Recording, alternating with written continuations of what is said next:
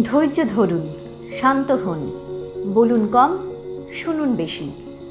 মুখের কথা আর হাতের ঢিল একবার ফসকে গেলে ফিরিয়ে নেওয়ার কোনো অবকাশ থাকে না। তাই বলার আগে 10 বার ভাবুন, সময় নিন, অপেক্ষা করুন, নিজেকে 1 নম্বরে রেখে তারপর বাকিদের ভালোবাসুন। যে যেতে চায় তাকে ভালো মনে যেতে দিন, মনের সঙ্গে বোঝাপড়া করুন। আপনার সবচেয়ে গোপন, সবচেয়ে না বলা, সব রকম অন্যায়, সবচেয়ে ভিতরের কথা জানে একমাত্র আপনার অন্তর।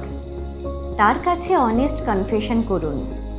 আপনাকে সবচেয়ে বেশি যদি কেউ বোঝাতে পারে, সে হলো আপনার মন। আপনার কোনো কাজে সবচেয়ে বেশি যে আপনার পিঠ চাপড়ায়, সে আপনার মন। আপনাকে সবচেয়ে বেশি ক্ষমা করে, সবচেয়ে বেশি সমালোচনা করে, সবচেয়ে বেশি গাইড করে, সবচেয়ে বেশি সান্ত্বনা দেয়, সবচেয়ে বেশি শক্তি যোগায় আপনার এই মনই।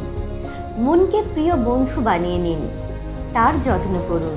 দেখবেন অনেক দ্বিধা, দ্বন্দ্ব, কষ্ট, যন্ত্রণা, লড়াই, কান্না, ভয় নিমেষে আপনি জয় করতে পারছেন।